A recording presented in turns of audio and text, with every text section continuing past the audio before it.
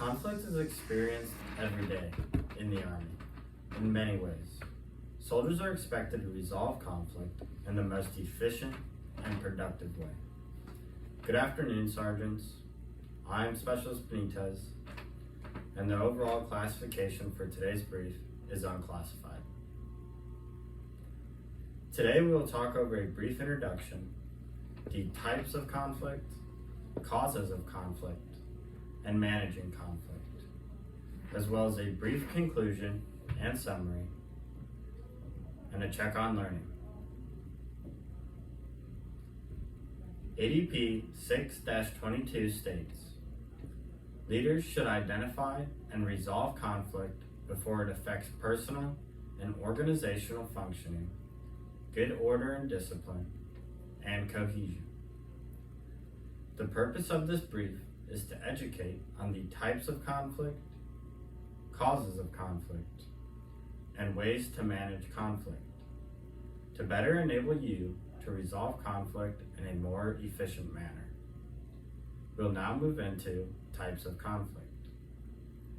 The two types of conflict are workplace conflict and internal conflict. Workplace conflict is between you and an outside source. The conflict between soldiers is a daily occurrence. The Army's diversity brings people with different life experiences and an array of different personality types together.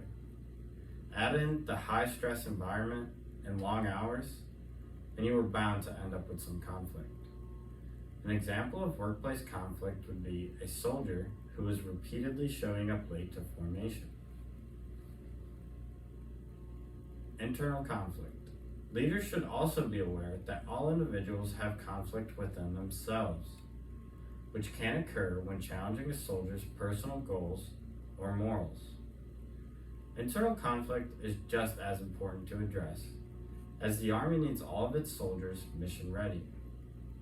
An example of internal conflict would be you are repeatedly showing up late to formation. Now that we understand the two types of conflict, workplace conflict and internal conflict, we can discuss the causes.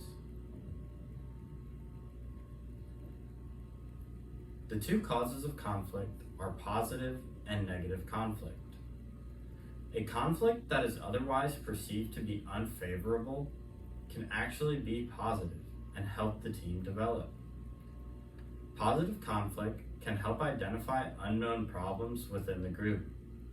This type of conflict can also help soldiers recognize and benefit from their differences. An example of positive conflict would be a miscommunication highlighting an ineffective workflow. Negative conflict, on the other hand, is harmful, can take time and energy away from the group's overall goal and make them less productive. An example for negative conflict would be a conflict that hinders the workflow or productivity of the group.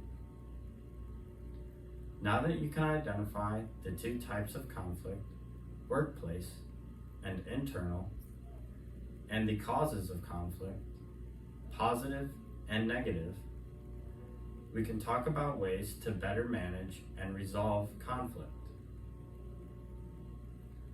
The Army expects its leaders to identify and deal with conflict in 6 ways: denial, suppression, power or dominance, third-party intervention,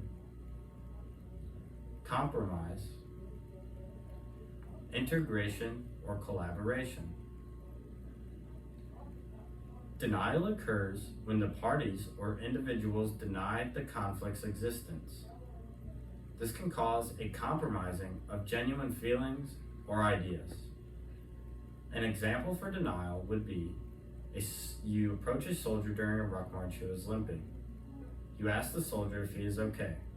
The soldier states that he is fine. Suppression is similar to denial, but soldiers are aware of the conflict but choose to avoid it and appear as it's not an issue. This is not an adequate method because, as with denial, there is no resolution reached. An example for suppression would be a soldier limping, but states the injury is not as bad as it seems. Power or dominance is when soldiers use their position or rank to end the conflict. This can cause animosity between team members and does not actually make the problem go away. An example for power or dominance would be a soldier questioning a leader on his judgment and the leader telling the soldier to do it because he says so. Third-party intervention management style is when an outside party helps resolve the conflict. This can be useful because the outside party has an unbiased opinion.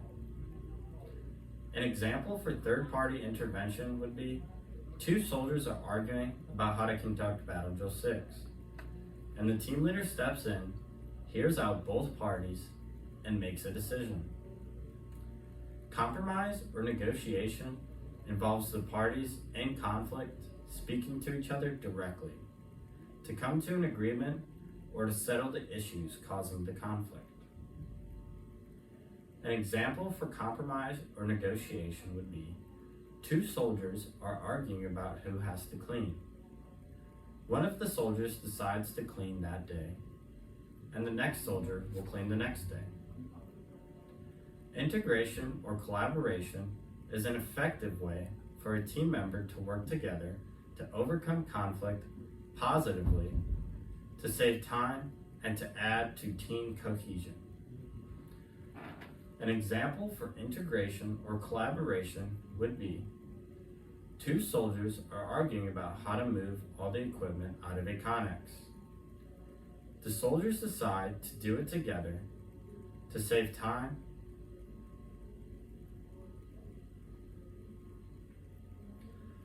Today we discussed the types of conflict, workplace conflict, and internal conflict, as well as the causes, positive and negative conflict. We also discussed the way the Army expects leaders to identify and deal with conflict through denial, suppression, power or dominance, third-party intervention, compromise or negotiation, and integration or collaboration. In closing, conflict is inherent in the Army, but identifying type and cause of conflict and properly managing it is essential in keeping the team moving forward constructively. This concludes my brief. Can someone tell me what are the two types of conflict and describe them? What are the two causes of conflict and describe them?